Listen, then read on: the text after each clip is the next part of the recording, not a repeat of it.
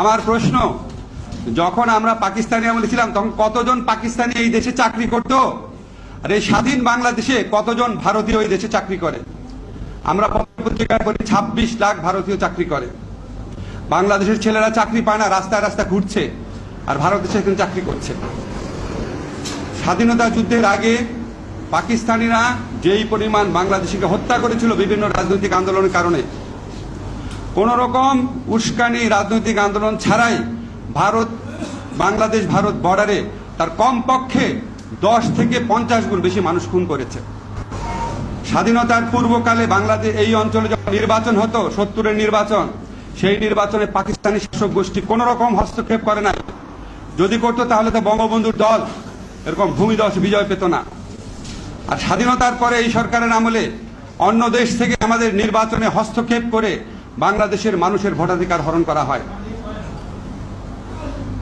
আপনারা প্রতিটি ক্ষেত্রে দেখবেন আমরা পাকিস্তান আমলে পাকিস্তান দ্বারা যতটা নিষ্পেষিত হয়েছি, যতটা অত্যাচারিত হয়েছি, যতটা শোষিত হয়েছি, তার চেয়ে অনেক বেশি এই স্বাধীন দেশে বসে ভারত দ্বারা শোষিত হই, ভারত দ্বারা অত্যাচারিত হই, ভারত দ্বারা আমাদের স্বার্থ ক্ষুণ্ণ হয়।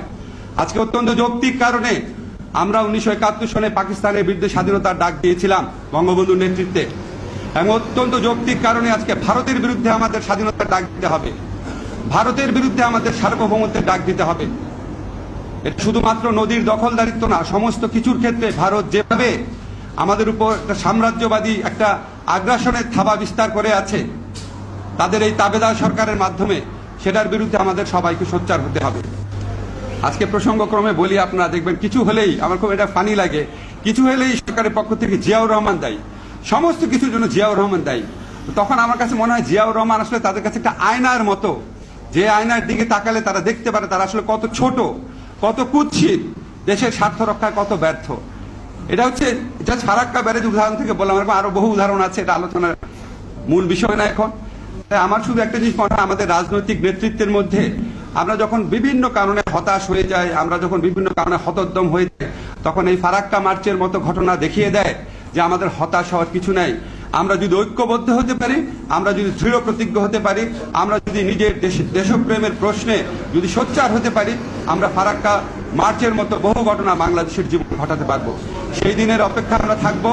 আমরা আশা করব মাওলানা ভাসানী যেই স্বাধীন সার্বভৌম বাংলাদেশের স্বপ্ন দেখতেন, সেই স্বাধীন সার্বভৌম বাংলাদেশ অবশ্যই আমরা একদিন ফিরে পাবো। ফারাক্কা ব্যারেজকে বলা হয় বাংলাদেশের জন্য একটা মরণবাদ।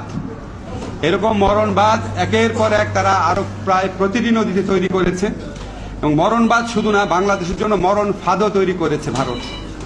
আপনারা জানেন, জাস্ট কয়েকদিন আগে দেখলাম, আগে তারা সীমান্তে তারা নাকি চোরাচালানকারী তাদেরকে মারত, এখন বাংলাদেশের সীমান্তে ঢুকে ভারতীয় বাহিনী বাংলাদেশের মানুষকে হত্যা করছে, নারীদের হত্যা করছে, শিশুদের হত্যা করছে।